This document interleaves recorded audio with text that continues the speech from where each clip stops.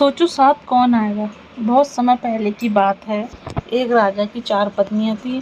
वह अपनी चौथी पत्नी से बहुत प्यार करता था और उसकी खूब देखभाल करता। वह उसको सबसे श्रेष्ठ मानता और उसे हमेशा खुश रखता। वह अपनी तीसरी पत्नी से भी प्यार करता था और हमेशा उसे अपने मित्रों को दिखाना चाहता था। हालांकि उसे हमेशा डर था कि वह कभी भी किसी दूसरे इंसान के साथ भाग सकती है। वह अपनी दूसरी पत्नी से भी प्यार करता था।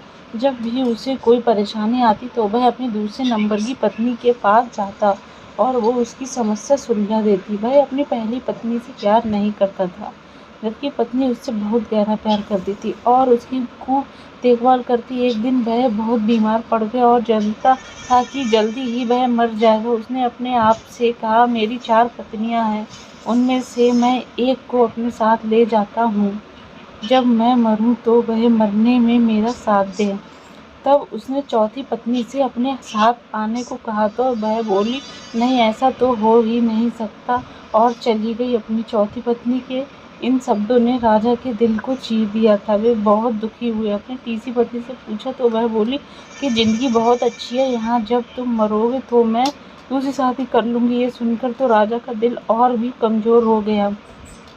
उसने दूसरी पत्नी से कहा तो वह बोली, माफ़ कर दो, इस बार मैं तुम्हारी कोई मदद नहीं कर सकती। ज़्यादा से ज़्यादा मैं तुम्हारे दफनाने तक तुम्हारे साथ रह सकती हूँ। अब तक उसका दिल बैठ सा गया और ठंडा पड़ गया। तब एक आवाज़ आई, मैं तुम्हारे साथ चलने को तैयार हूँ, तुम जहाँ जाओगे मैं तुम्हारे साथ चलूँगी। उस राजा ने जब देखा तो वह उसकी पहली पत्नी थी। वह बहुत बीमार सी हो गई थी। खाने पीने के अभाव में वह राजा पश्चात के आंसू के साथ बोला, मुझे तुम्हारी अच्छी देखभाल करनी चाहिए थी, जो मैं कर सकता था।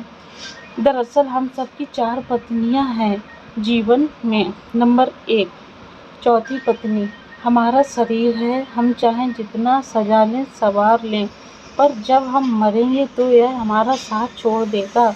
नंबर 2, तीसरी पत्नी है हमारी जमा पूंजी रुतबा, जब हम करेंगे तो ये दूसरों के पास चले जाएंगे।